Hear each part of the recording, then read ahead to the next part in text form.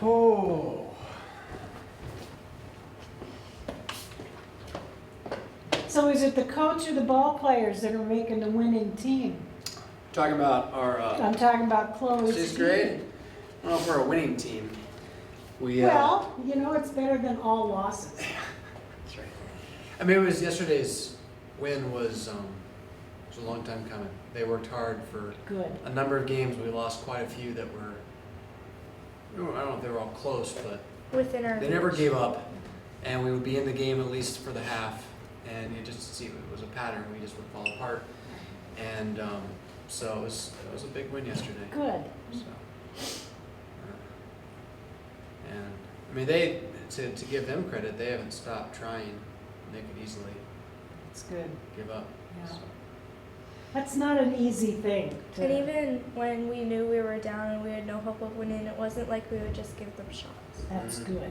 Or at least That's- we would try That's not half to. of it, you know, is the determination to continue. Hi, Dee. Hopefully it's warmer down here. The heat's on I'm fine. upstairs, and so It's- I think that's how the heat gets down here. I looked today to try to find a thermostat for this room, and I didn't see one. I couldn't tell you.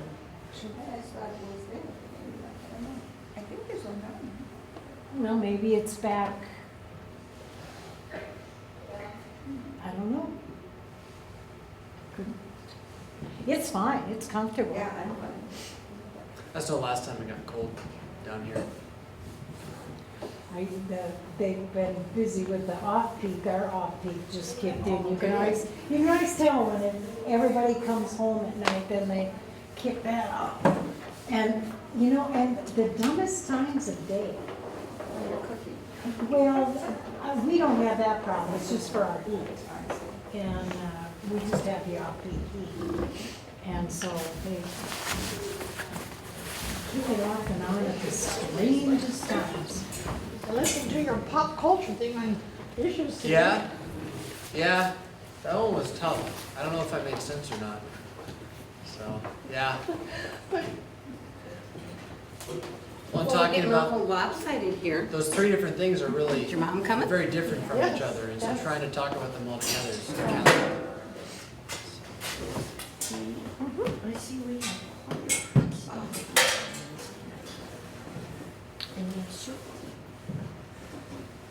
Well, yeah, it says that too, you know, to get an uncle. There was no time, yeah. Because that's what somebody else. Since I won't be here. You will.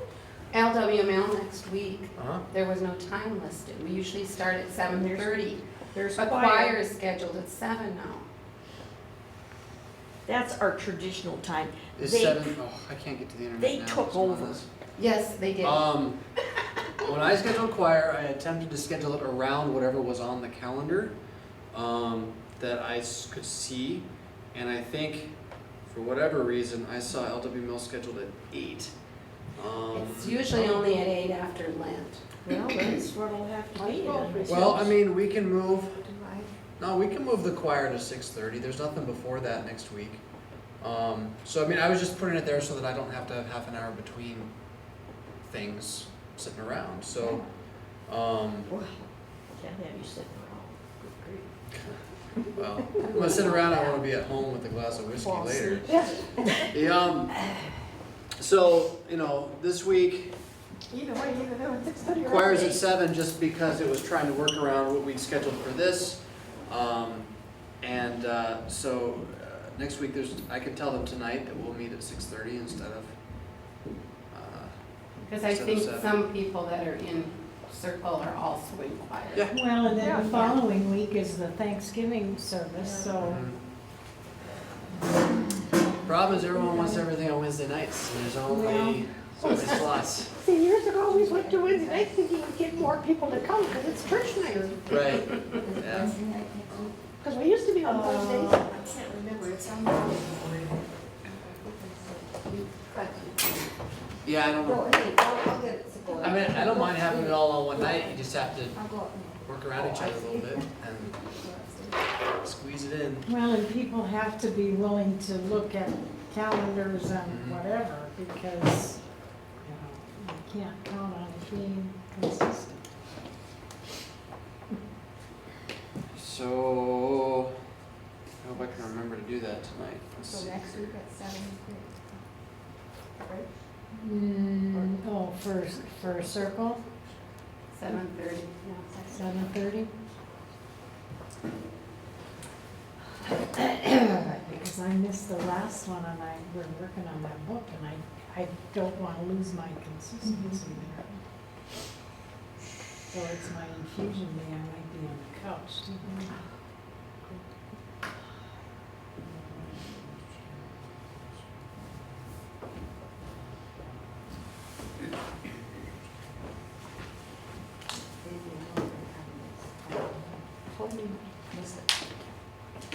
Well, they're kind of sporadic, they've been kind of sporadic. Actually, I didn't get the first one. I didn't even know it. Absolutely wasn't watching. Well, and I'm not, this has kids all over the place today, so I'm not sure if she's coming tomorrow. Yeah, you feel like you're just out of the loop. Oh, God. I'm gonna go ahead and start in, even though I know we got at least one more coming. But we're gonna have to be done right at 7 so that I can get up to choir tonight. And that means I don't think we're gonna get as far as I would like to get. I'd like to get through 3 sections. They're all very closely related to each other and connected to each other. But I'm not sure we can give enough attention to it in the time we have. But we'll try. We'll see what we can do. So before we dig in, though, I wanted to share, as I was reading these sections, I was thinking, and I want to make sure that it's understood as we start to run into, we're going to run into things that the book says that are different than St. John has. Right? The suggestions or even requirements that they say are the way things should be done, that we don't do or we maybe never even thought about doing. And I want you to understand that from my perspective, my goal is to have us read this so that at least you'll know where I'm coming from if and when I ever do ask for any of it. We're not reading it because I'm expecting us to just automatically do everything that the book says. But I want us to have an understanding of why the book suggests the things the way they are. And so that you can also know that, I'm not coming in just kind of with my own ideas, but that a lot of what I would aim for as your pastor is what we have as a synod kind of officially agreed to. And so they're not things that only I would want. They would be things that, generally speaking, you would expect all pastors who would ever be pastors here to agree with, moving forward at least. And for this reason, when I'm at seminary, they're teaching me that this is the correct way to do it. And it's always kind of a joke that the young seminarian or the young pastor goes out and he sees a parish and they aren't doing it the way he was taught they're supposed to do it, so he fixes everything in 1 week, changes everything up and says it's the right way. And what happens is you have a big kerfuffle on your hand because everyone's emotionally attached to our histories, right? So I don't want to do that, and I don't want you to have the impression that I'm really discontent with everything or anything like that. As with everything, I'm just always trying to stretch you a little bit, and especially as part of a church body to see what the church body itself recommends for a variety of things. And we're going to see a few things will show up in here tonight, I think.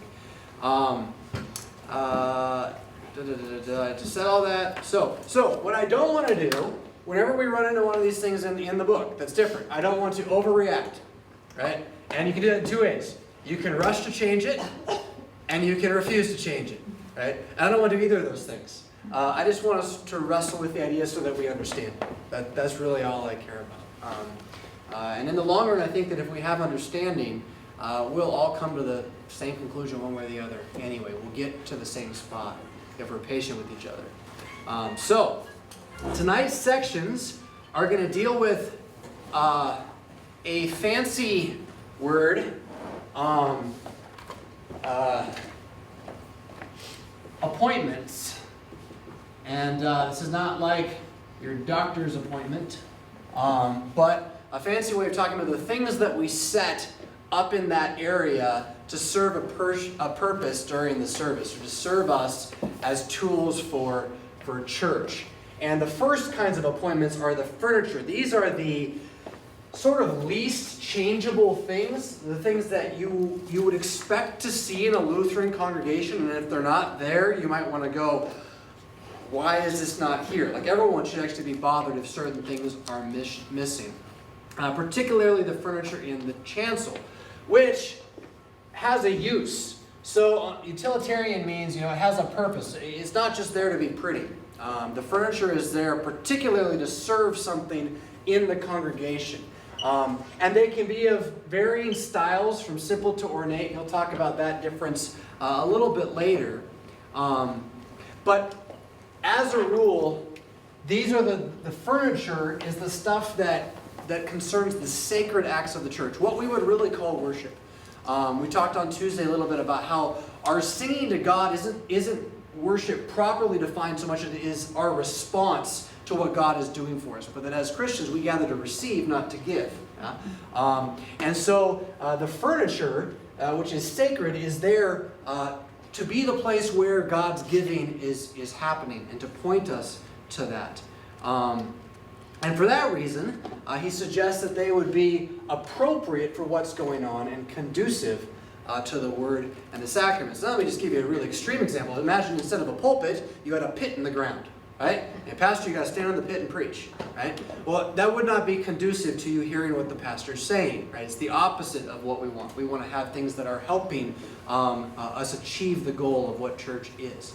So these major liturgical furnishings, I'm going to lose my eraser really fast because I'm always good at that, are then the font, the altar, and the pulpit. Those three things that are connected to word and sacrament ministry. And from them, the sacred acts of liturgy are done. And again, by sacred, we mean these are the ones that God has commanded. They're the ones we are not free to take or leave.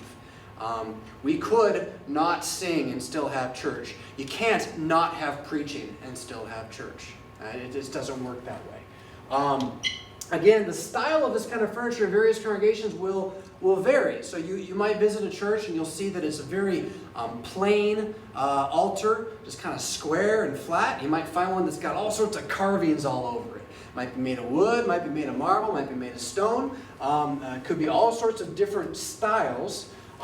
More modern looks tend to be more streamlined and simple as opposed to, say, the Gothic look, which is that kind of, again, overly carved. I don't want to say overly as if it's bad. I like Gothic, but extremely carved and ornate.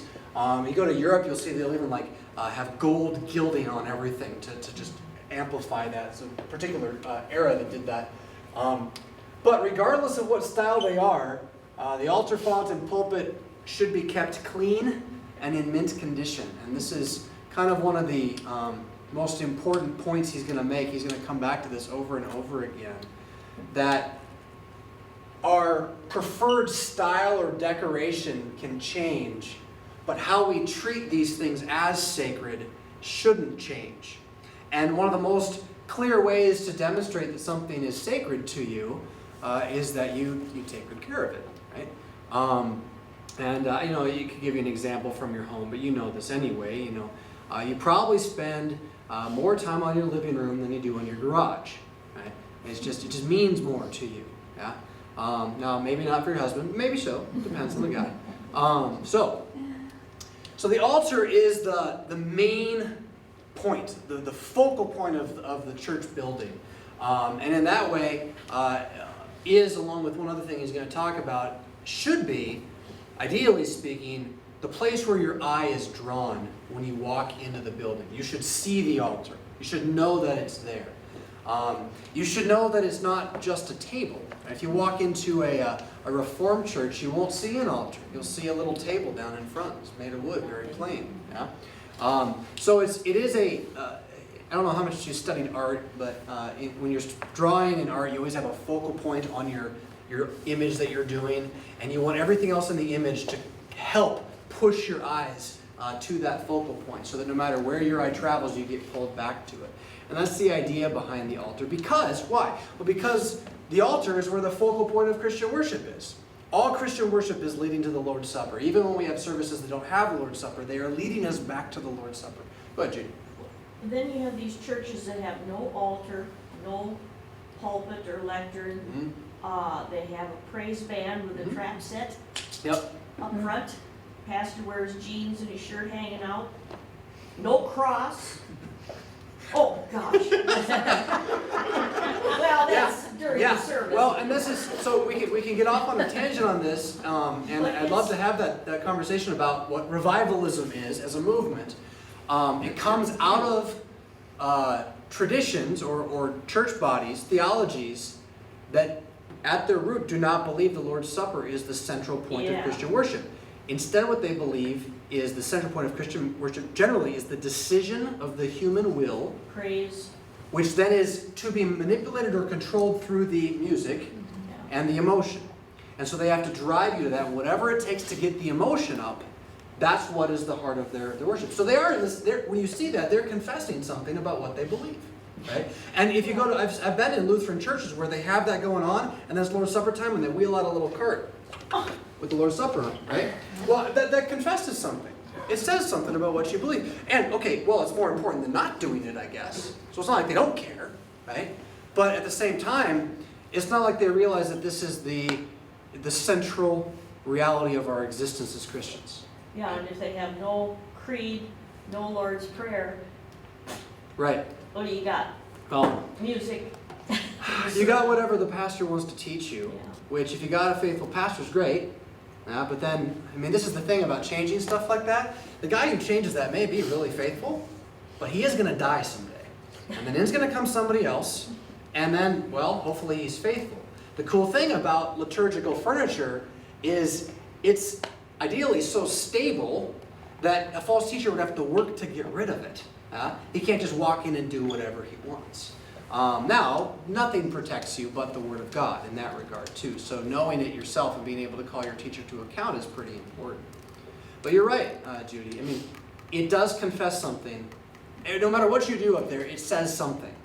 And so if you're removing the altar, or we'll talk about the font in a minute, and I'll maybe come back to this. If you're moving the font to the side, you're saying something. And so what he's saying to us here, what we do agree with, I think, as LCMS Lutherans, at our core, at our theology, is that we want to be intentional about saying what we believe about Word and Sacrament. We want it to be demonstrated visibly to all of us when we are there.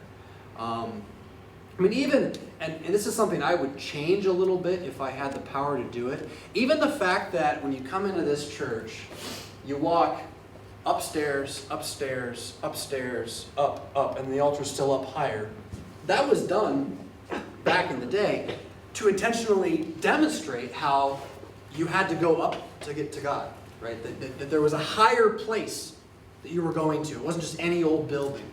Now, it really wasn't thinking about the elderly in our midst, and so I would encourage a flat entrance to the church usually, but it was saying something, and it still does. It shows something. If you were to look in the front door, up those stairs, you could see the altar from outside, but it would be like you'd have to see through to get there, and that it says something. All right, so the altar itself has two functions. One is sacramental, and this is the primary one. The other is sacrificial. And so what does this mean? Sacramental is his way of saying it's the place where God is going to give something to you. Where the mystery of God is going to be revealed to you. Sacrificial is the place where we are, in fact, going to offer something to God. And so when a pastor leads a congregation in prayer, he will usually stand at the altar, facing the altar. Yeah? And ideally, when he's doing the Lord's Supper, he stands facing the congregation. We'll talk about the different ways to show that in a moment. Back in the day, old school, sacrificial was the only option. Right? When the priests of the Lord stood at the temple, they stood at the altar to offer the sacrifices there. They did, though, of course, turn and give what was at the altar to the people. So I guess there was both functions there as well. But it's not accidental that if you go to a Roman Catholic church, the priest will not face you when he consecrates the Lord's Supper. He will face this way. And it's because they believe they are representing a non-bloody sacrifice of Christ again to God. And they're earning something by doing so. It's the whole reason that the Reformation happened, is that argument right there. Wait, we're not doing more for God at the Mass. Different topic, but connected to that idea of sacrificiality. So we just kind of answer what the rest of the highlight says. Because the altar is has this great role in Christian worship, it should occupy a central position. We said that. Nothing else in the chancel or church building should take our attention away from the altar or detract from its importance. Right? Putting a drum set in its place would be doing that, right? But there are other ways to do that as well, and he'll actually be bringing some of those up. Just a bit of information. I don't know how important this is. The altar sits on a platform, and I think ours does. Yeah? No, is it flat? Yeah, it is flat. Yeah. Usually we'll sit on a small raised platform called a predella or a footpace. And this is part of that leveling up and reaching up thing. I told the story once already, I think, of this church in Philadelphia where I had to minister, where you had to step onto that little raised platform to minister, and the thing was smaller than my feet. I got big feet, so I was standing off the side, afraid I was going to fall back onto the tile. Anyway, so that's a normal thing that's there, and that's right. And we don't have one. I don't think that's necessarily an issue. The top of the altar, this part here, is called the mensa, which is just the Latin word for table, right? So the flat part on which we put the stuff is the table. And this has to do with it being the place from which the Lord's Supper is served. On traditional altars, and I don't think ours has this, they will often have 5 Greek crosses drawn in it. And they'll have them like here, here, in the middle, here, and here, to represent the 5 wounds on Christ. Hands, feet, side. Yeah? And I've seen ones with that, I've seen ones without it, but it's an old style of doing it. Before we go on from, we'll come back to this idea. So behind the altar, there's different ways of doing this, but there'll be something for putting stuff on behind the altar. What are Greek crosses like? Are they any different? They usually will look like this, with like little crosses on the edges. Okay. I'm not sure why that is or how that is Grecian, but they have those extra edges on the cross. So good question. Yeah. All right. Behind the altar there is something called a gradine or a retable, properly a shelf on which the candlesticks sit. Now, if I'm not mistaken, ours is actually built into the altar, which is, I think, very unique. He's not going to describe that as an option, so that's very unique to have that. I don't think it's wrong necessarily, right? But it's different. It's there ideally for the candles. Occasionally, it's been called a candle bench as a result. On the gradine, candle bench, there is also usually, invariably, so that means like never changing, invariably placed, according to Lutheran custom, a crucifix, which is preferred over an altar cross. Not something we don't have, right? But that's a pretty normal thing to see, either a cross or a crucifix. We used to have that cross that's over. The one that's on the side? Yeah, Okay. until the other one was built. And so then having two next to each other seemed like much, which will actually fit with some of what he's going to say later in that. So I mean, we're going to get ahead of ourselves, but so as this starts as tradition historically, you didn't have anything on the back wall. So this was your only cross, was the one that was sitting right there, right? And so once you have that back wall one, this one becomes less necessary. And so I think he'll actually talk about that as we move through here. But it's pretty standard, and you know, I've been places where I've seen both too, as well, where they just have them, multiple ones sitting there. And there wouldn't be anything wrong with that either, basically. Except for, as he's going to make this point about one of the worst things you can do is overclutter. Have too much stuff up there, right? And because what it does is it detracts from what is there. And he's going to say it, I'm getting ahead of myself, but he says it so well. Each thing we're putting up there is a symbol. Even the altar itself is a symbol of something else that's going on up there. And when you start having too many symbols, they can't all reach their full power for you. They have to slowly start to fight for your attention. And so they detract in their ability to say something. And I think that's a very, I think, valid point. In most Lutheran churches in this country that were constructed before the 60s, the altar was usually positioned against the east wall of the chancel, right? It has become more common since then to plan the chancel so that a freestanding altar can be built. This change has resulted from renewed attention to a recommendation made by Dr. Luther. Quote, "In the true Mass, however, for real Christians, the altar should not remain where it is, that is, against the wall, and the priest should always face the people, as Christ doubtlessly did at the Lord's Supper. Even churches that presently have an altar fixed to the east wall may be renovated, in most cases, to accommodate a freestanding one." So here's an example of a freestanding altar.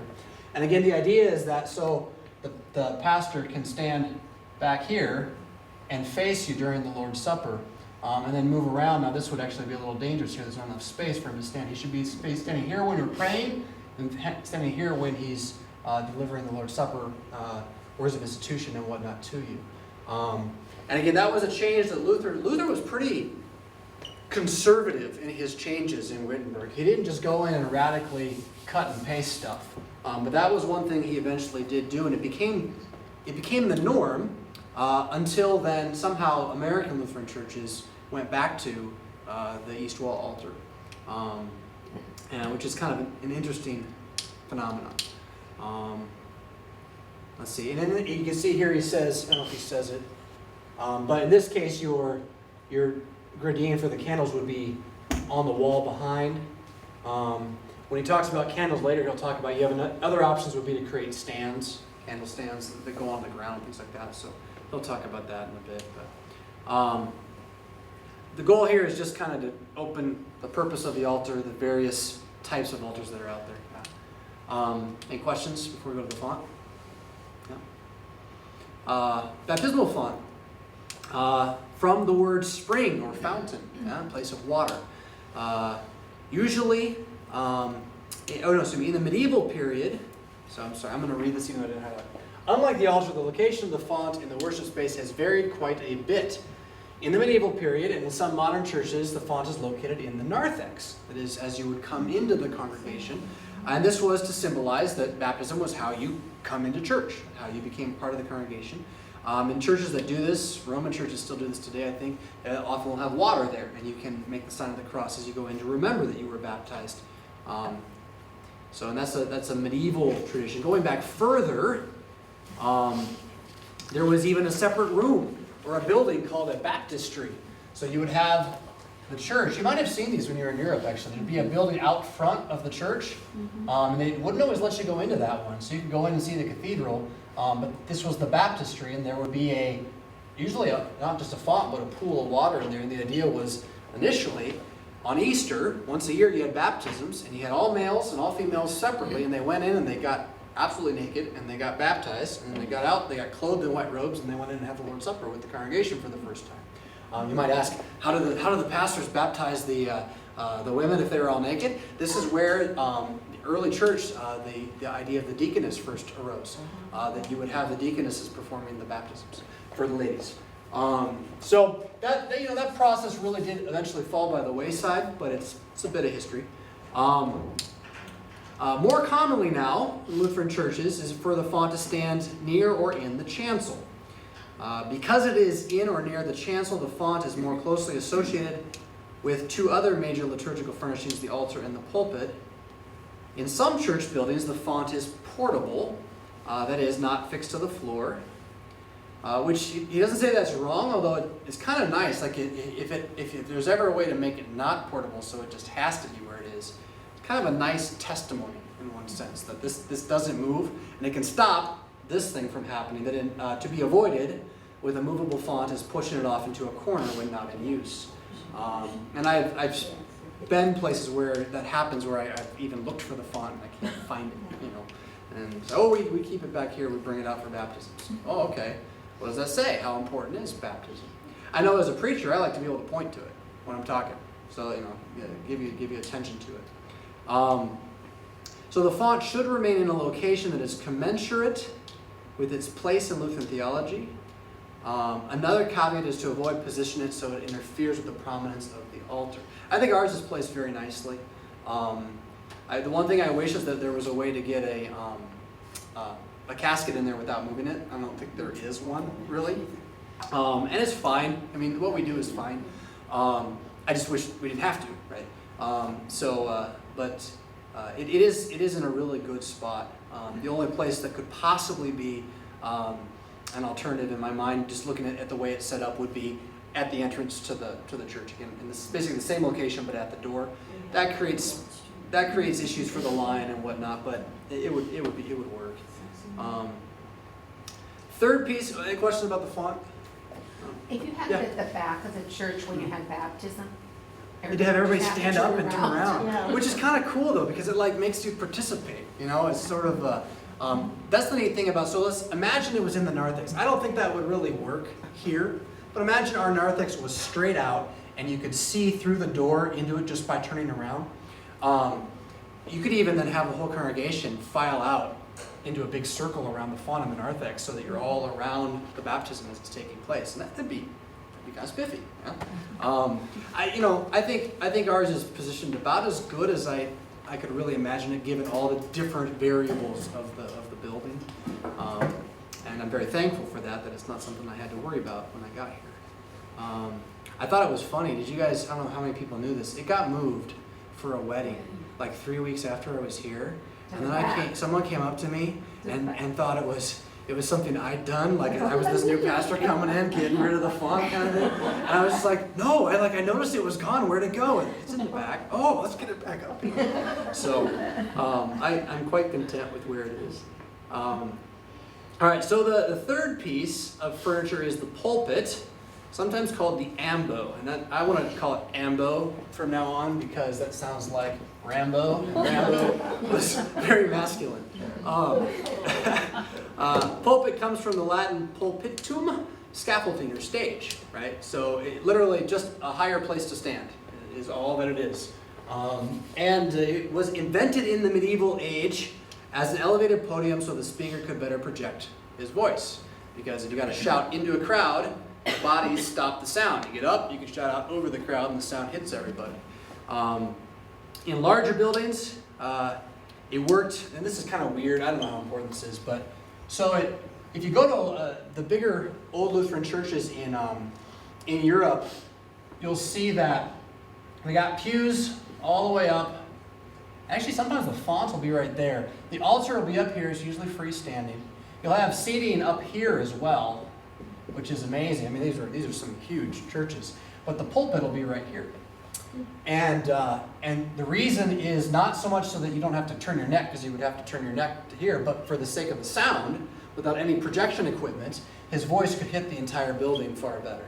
Obviously, I'd never recommend doing that at this point, but again, an interesting thing and part of the history of the pulpit. Modern audio systems have made that unnecessary. Even so, we do tend to raise our pulpits above the nave, the chancel floor. And this elevation allows for those listening to see the speaker, which is also a nice thing. I mean, you can imagine trying to listen without being able to see me as well. And it signifies the prominence of God's Word. So as stated previously, the three major liturgical furnishings should be kept clean and in an unblemished condition. In this regard, the pulpit and font typically fare well. Not so fortunate is the altar. I'll come back to that in a second. Which generally what was the word before? Easily assumes a sloppy appearance. The only items that should be found on the altar are the appointments intended for it, which we'll get to. The table, the mensa, is not a shelf for empty offering plates, extra hymnals, bulletins, and service notes. These and other such items create a cluttered appearance and detract from the dignity and prominence. I didn't go and look, like inspecting, is the altar dirty? So I'm not sure. You probably know far better than I do how cared for the actual it has stains on it. stains. It needs a And it's got a gouge on it. Okay. Where's the gouge? I know where the book stands. Okay. Like just That may have happened when we were doing a remodel. right. If you don't mind, I mean, he'll get to this a little bit. This would help protect it with regards to the book. I really prefer to have the book to the side. He'll recommend that later. And if you just set it on whatever parament is on the left side, that protects the altar then from the metal of the book as well. I suppose we could refinish the top of it. You That'd be know, something to think about. Up on the top where we had vases leak Yeah, Mhm. too, that that's need what to the stay. stain. I would say let's start with recognizing then that the altar could use some attention, right? Yeah. And I mean, before we do anything, I want to get all the way through everything and then think about the whole picture, right? Plus we have the sanctuary stuff's going on too, which I'll mention the altar in there for a different reason. But knowing that it needs attention is important, right? And that's really the goal here. But I don't think we've ever used it just to put anything on. No, it, though. You know, we never. It seems pretty clean. In fact, I really appreciate another thing. I was really glad that it just is that way. The fact that the offering plates are on the side. Interestingly, that table he's going to talk about, I didn't know this until today, that table's got a purpose that's not the offering plates as well. But I'd much rather have the plates be there than on the altar itself. Because go back to sacramental sacrificial, right? If I take these plates and I put them on the altar with money in them, I am now making the altar a place of sacrifice rather than a place of reception. And then of all things, what am I sacrificing? You know, filthy lucre. As opposed to, think of the Cain and Abel and the need for the blood sacrifice. So anyway, I'm glad they're over there. I'll just give you a different story from another tradition. I went with a friend to a gathering in Manhattan of Protestant Lutherans, mainly Anglicans, who were discovering Luther on Law and Gospel, and they were very excited about some of the things Luther has taught in Law and Gospel, and so they were having this conference on it. He was invited because he knew one of them. He brought me along, and we enjoyed it. But at one point in the conference, they had a bunch of people recognized, and they stood up in front. It was all in this Anglican church in Manhattan. And they're standing there, and the Episcopal altars are really interesting. They're totally different than ours. They're almost as long as these two tables. Not quite. Maybe like to here. They're just super, super long. And they always are covered with an entire piece so that you don't see any of the altar itself. You just see the parament draped over it. Anyway, so they're all standing up there in front of this thing, and one of them, who's a young man who's a pastor, is standing there, and he's leaning back on this table that's only about this high. Their altar's, but he's leaning on it like this. My friend leans over to me and he says, "What does it tell you he believes about what happens there that he would do that?" Right? And I'd never thought about it before, but it struck me. Yeah, they don't believe in the real presence. Fancy that. They just think it's a table. Use it for whatever. Yeah. And so the point, is not how we failed or not failed here, but again, as we then as a congregation constantly need to be renewed in our minds, remembering the sacredness of this piece of furniture, right, and how valuable it is because of what God does there for us. Pulpit, I think, is in pretty good shape from my experience up there. It is cluttered. I don't know how much of that matters, or if I could take it away and no one would notice. It squeaks.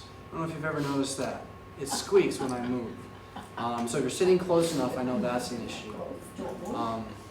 I was gonna say, you're the first pastor in a while that's moved us. It's moved. Well, and I'm doing it less because I'm stuck on this stupid microphone I can't get away from, but I want to change that eventually. I like moving. I love it. Exuberant, giving us the word of God. Well, the biggest issue for me is I want to point at the cross, and I'm tired of pointing at the cross like this. I just want to look at it. So anyway, in addition to the altar, font, and pulpit, there's also generally, but not always, you'll actually find Lutheran church without one, a lectern, and from lectio or reading. And it sits opposite the pulpit. It's usually a little bit smaller, and it's the place where the scriptures are read. So the pulpit's for preaching, lecterns for scripture reading. You might notice I go over to the pulpit for the gospel reading, and that's just a way of elevating the gospel. It's also an option, basically. Another piece that's up in the same area and connected is the altar rail, communion or chancel rail. You know what it is, so I'm not going to read that to you. Often includes a gate, not always. Usually the ones that don't have gates are where you have more space and there's a larger one, and so you don't have to worry about trying to fit as many people into it as you can. The gate is there, not because we need a gate, but to create more kneeling space. Right? Historically, the use of the altar rail arose during the Middle Ages with the separation of the clergy from the laity and the changing theology of the sacrament. Practically, however, the rail provided a place for people to kneel and receive the sacrament. I do love this kind of information, right? So don't ever tell me anything I do is too Catholic, or I'm going to tell you your altar rail is too Catholic, because that's where it came from. The medieval Roman separation of clergy and laity. It's way too Catholic. It's, you know, it's not, to say something is Catholic is not an argument unless it's a theological argument, right? And that's my point in the joke. What it does is it provides a nice place of piety where you can kneel to receive the sacrament. That's what bothers me in the big churches where you just Right? go to Move communion. on through. It's an assembly. I've been in churches where they do that more respectfully than others. Now, in Yeah. this church in Minneapolis, a huge church, many of the older people would take their cup and then they'd go to the side and stand there, you know, for a moment. But most of them just. Moving on through. Again, I've been places where they do that more respectfully than others. What I don't like about it is how it individualizes the reception so much that it's just you or just a small group, and then you're being separate then from the rest. And so being able to all kneel together in tables, as we call it, provides a unity that I think is really needed. One thing that, well, and I'll gradually suggest some of these things through other avenues, but when you talk about the speed of distribution and how long it can take, one thing that I've seen done in places that even are larger than we are, and have far more space than we do, is rather than entering and exiting every table as a group, you have each individual go and leave as they are ready and as the space opens up, and it shaves about 5 minutes. You know, when you learn to do it, it's a hard thing to figure out, but it saves quite a bit of time. That way, you don't dismiss every table as well, and the pastor just goes in a loop and he just keeps going and doesn't have to stop. And that could be seen also, though. I mean, so you could say that's not reverent enough too, right? It seems disorderly, you know. It could. I mean, the places I've been where it works, it doesn't feel that way, right? To be sure, the first time we would ever try it, if we would ever try it, it would feel disorderly. It would be awkward. So, no. I would prefer that though to go, personally I would prefer that than going to the pure walking mode. But you know, really, What's what's five what's minutes? an extra 10 minutes? I mean, it's just, yeah, I don't see the issue myself, but I'm sure there probably are people who do. I'm thankful that in your faithfulness is not an issue. Something that's always in the back of my head is those individuals that are kind of bought in, but maybe not as much as they could be, and wanting to not give them an excuse to lean on, to remove as many stumbling blocks as I can from them, in the hopes that over time they will get more bought in. And it's striking a balance between those things is always a challenge as a congregation, because you don't want to just serve the people who don't care. You know, you want the people who care and are committed to also be served. So, But usually, the people who feel like they have somewhere they need to be will commune and then leave, and that doesn't bother me. that actually bothers me more, because then they're not receiving the closure of the service. I see what you're saying. So, you know, and if you gotta go, you gotta go too. I mean, I wouldn't condemn someone for that. But I think there are a lot of different things we could talk about that are connected to how we handle that part of our life together. I'm just throwing this out here now again as discussion and idea, basically. And it came out of just the table itself, right? Or the kneeling rails themselves, is that right?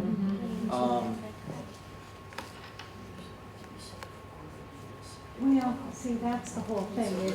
It's decorum and orderliness. Right. Oh, and that should be our chief goal, Yeah. is to have orderliness. Yeah. So anyway, I have other ideas I think are bigger, but I'll bring those up another time. The credence. This I think is that other table. Yeah, usually located on the south wall, Oops. right? Is it on the west wall? No, it isn't. It's on the It's on So the yeah, it's on south the wall. south, yeah, okay. Holes, this is interesting because you don't see this done a lot in Missouri Synod churches, but this is historically what it's for. Holds the vessels containing the elements to be used for the Lord's Supper. So that this would actually be a place where the wine and the bread sit before the consecration, and then connected to this, these are brought during the offertory. So you go way back, and what would happen is, first century, second century, the Lord's Supper was actually brought as bread and wine by you as people, and with the offering was brought up then, and it was set there during the end of the service and then moved to the front to be used, as opposed to being, we just bring it beforehand and have it all organized. That's pretty Catholic. Yeah. It's what it is it's first century Christianity. Yeah.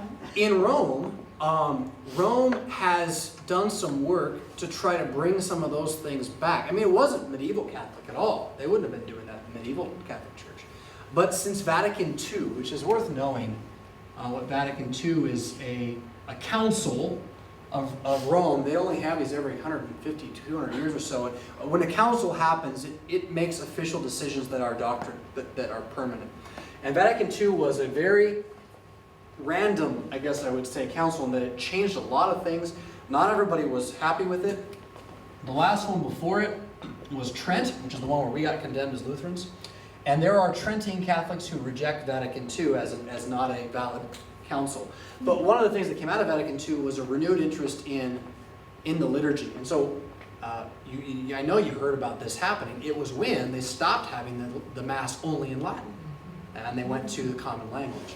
With that, though, came an attempt to reach back to some of these other practices, which, since they've grabbed them, now we say they're Catholic, right? I don't know that I would want to trouble ourselves with this particular practice, but it's there, and it is part of the history. So that table officially, as a lavobo or credence, as a credence, would hold the vessels for the Lord's Supper. That is not, though, as I said, that is not the norm that I've seen in LCMS churches. What I've seen as the norm is kind of like what we do here, in that you have it on the altar, but normally it wouldn't be to the side, it would be at the center, and it would be covered with some sort of cloth at the center. And they make all sorts of different kinds of pieces for this that are colored, like the paraments or match the paraments. That's more normal. Like if you go on vacation, I would expect to see that at another Lutheran church. And then you can know Lord's Supper's happening. Now, ours sits to the side and doesn't have the covering. Nothing wrong with that. Different. It's a different practice. We did it, so have Coverings? Cloth. Now the one you have is it white? Yeah. Yeah, so it just kind of fits for everything. white linen. So the change and challenge comes, the ones that are colored are usually for when you just have your chalice and your paten. And so what they would do is they would have this nice little tent look. And then when you add your trays, it couldn't fit underneath. And so I've also been places where then they have the one and then they have the trays covered with the white one to the side. Covering it all with the white one would be fine too. I like color whenever we can get it, but that's just color.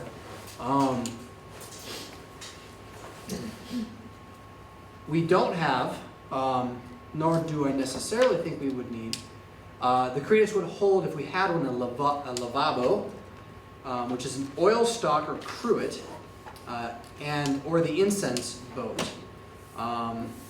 If all these appointments are used, a second credence should be installed on the other chancel wall to avoid a cluttered appearance. So, I'm not sure what the oil stock is for. I've seen places where they have a dish and then the cruet filled with water, and the pastor will ceremonially just wash his hands before the Lord's Supper.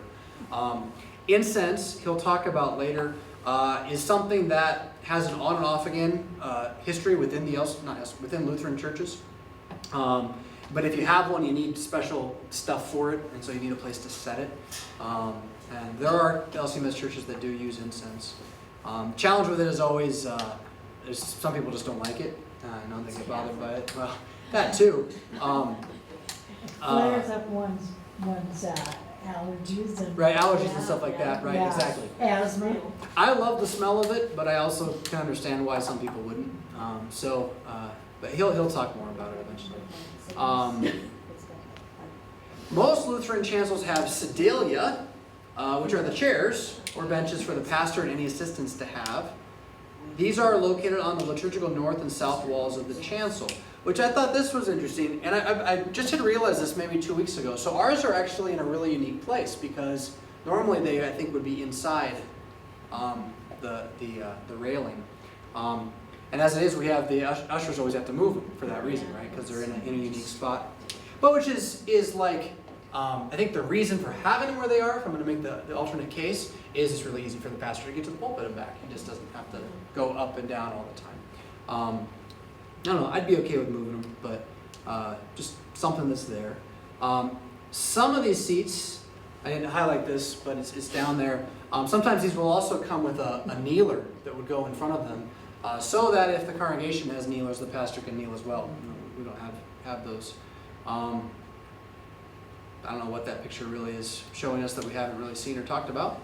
I guess the placement of this is trying to demonstrate that it's not in the way of the altar, but it looks really awkward to me. But here they are outside. That's interesting. They're outside of it there. But so is the pulpit and Mm-hmm. I see that. I don't know. But no, I guess you can see there's no gates here. No gates back there. But then this also creates a way to seat more people at a time. That's a big area though. It is. It is. That is a huge space. Well, and this is, I mean, our church does have this sort of strange phenomenon. You don't see this a lot. It's more Episcopalian or Anglican than sort of Lutheran historically, that our church goes forward and then it cuts in and then goes in like that to the altar. And it limits the space that you have. And it's different. It is what it is, you know. But a lot of our spaces you have there, we've got a ton of space, depth. Right? We've got all this extra depth there, but not a lot of width to that space. So, okay, yeah, I'm just throwing it out there. I'm not suggesting anything. Please don't think I am. Are you paranoid? I was just gonna ask you that. Sound I like a am. little paranoid. I kind of wonder who the architect was. Well, But you know, the But isn't church, it almost exactly like there must Ellendale have been and Lisbon a and- time frame, yeah. because the Lisbon church is exactly the And same. Ellendale's is very And Allendale's is very Right. close, so there must have been someone in this area at that time who Right. was. That was the 40s, 50s. I think the whole LCMS had a very clear style during that time. And then post 40s, 50s, 60s, you see all these A-frames show up. I don't know if you're familiar with the A-frame. Yeah, The A-frame churches in the 70s just were, anything that was built then just looks that way. So, yeah. And you know, you say, I wish I knew. You never know who made those decisions, how they got made. Lost to time a little bit. A decorative panel or screen in the back would be called a reredos, and I guess that's technically what we have. That is what we just refinished with the stonework, was the reredos, which is a fancy way of saying rear. When we got the